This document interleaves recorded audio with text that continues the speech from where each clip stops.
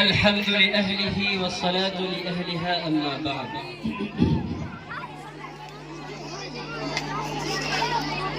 رونق اسٹیج، علماء کرام، حفاظ کرام، سامعین کرام اور پردے سے سننے والی ہماری مائیں اور بہنیں، آج یوم جمہوریہ ہے، جس کو ہندی میں گنتنتر دیوس بھی کہا جاتا ہے.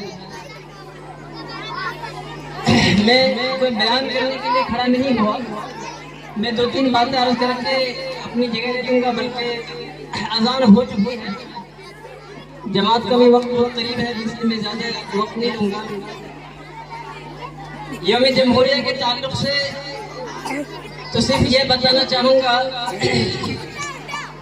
کہ آپ حضرات جانتے ہیں کہ ہمارا دیش جو ہے، ہمارا ملک جو ہے 15 اگست 1947 کو آزاد ہوا تھا، لیکن ہمارے ملک کا کوئی اپنا آئین اور اپنا قانون نہیں تھا. تو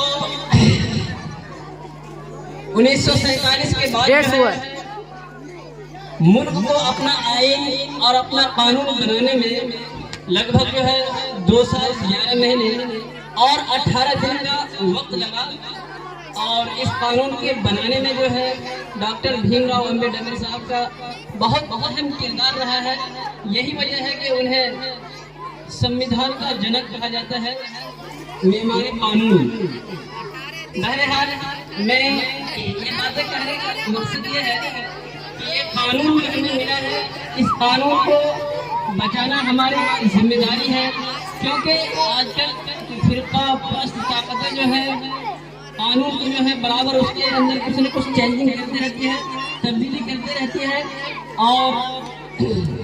اور ایسے قوانین لانے کی تیاری میں ہے جس کا سیدھا اثر جو ہے ہمارے ایمان اور ہمارے عقائد پر پڑنے والا ہے.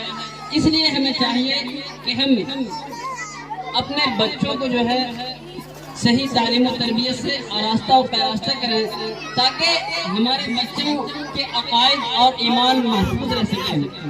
یہ کم سے کم بنیادی تعلیم جو ہے، بچوں کا ایمان و عقیدہ بہت مضبوط ہونا چاہیے، اور بچوں ہی سے جو ہے بچوں کو کسی نہ کسی مکتب کے اندر، کسی مدارس کے اندر ڈالنا میرے بزرگوں دوستوں بہت ضروری ہے. چونکہ طلب العلم فریضۃ علی کل مسلم، آپ حضرات نے بارہا یہ حدیث سنی ہوگی کہ علم دین کا حاصل کرنا جو ہے ہر مسلمان مرد اور عورت پر فرض ہے. یعنی کم سے کم اتنا علم حاصل کرنا ضروری ہے کہ جس سے انسان جو ہے جس سے انسان کے اندر حلال و حرام کی تمیز پیدا ہو سکے، اور اپنے ایمان و عقائد کو محفوظ رکھ سکے، اور ایمان کی حالت میں جو ہے میرے دوستوں بزرگوں وہ دنیا سے دوری کر سکے. چونکہ فرقہ پرست طاقتیں جو ہے آج کل ہمارے ایمان کو برباد کرنے میں لگی ہوئی ہے، اس لیے ایمان کو بچانا ضروری ہے. ایمان اسی وقت بچے گا جب کہ ہمیں کچھ معلومات ہونا چاہیے، ہمارے کیا عقائد ہونا چاہیے، ہمارے اللہ کے تعلق سے، رسول اللہ کے تعلق سے، کتاب اللہ کے تعلق سے ہمارا عقائد کیا ہونا چاہیے. یہ میرے دوستوں بزرگوں ہم میں سے بہت سارے بڑوں کو بھی معلوم نہیں ہے، بچوں کو تو درکنار کیجیے. اس لیے بچوں کو ماشاءاللہ ہمارے گاؤں کے اندر اسلامک کوچنگ سینٹر بھی کھل چکے ہیں. جو کوچنگ سینٹر جو ہے ہم لوگوں نے کھولا تھا کئی سال پہلے، وہ بیچ میں چونکہ لاک ڈاؤن کے کارن جو ہے وہ بند ہو گیا تھا. ایک بار پھر سے گویا کہ اسی سلسلے کو آگے بڑھایا گیا ہے اسلامک کوچنگ سینٹر کے نام سے. اور ماشاءاللہ یہ اسلامک کوچنگ سینٹر جو ہے بہت اچھی کارکردگی پیش کر رہا ہے. اور آپ نے دیکھا کہ کوچنگ سینٹر کو کھلے ہوئے کوئی زیادہ عرصہ نہیں گزرا ہے، میرے خیال سے مشکل سے 2 ماہ کا عرصہ ہوا ہوگا. اور اس کوچنگ سینٹر میں جو ہے 2 مہینے کے اندر کتنی اچھی کارکردگی پیش کی ہے وہ آپ حضرات نے صبح سے پروگرام کو دیکھا ہوگا. اور بچے کی کتنی اچھی تیاری تھی، کتنے ننھے چھوٹے بچے تھے، اور کتنا اچھا اپنا کلام پیش کر رہے تھے، کتنی نظم پیش کر رہے تھے، مکالمہ پیش کر رہے تھے. اور میرے دوستوں بزرگوں یہ مکالمہ وغیرہ جو تھا बज़ाहिर आपको डरावा मालूम होगा और हंसी आ रही होगी, लेकिन हर मुकालमे के अंदर कोई ना कोई सबक छुपा हुआ था जो जिस सबक को हमें अपनी ज़िंदगी के अंदर लाना था।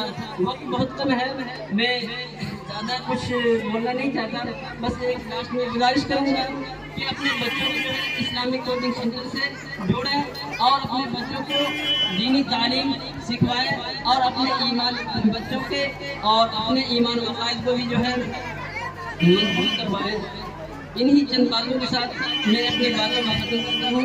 वमा अलैना इल्लल बलाग।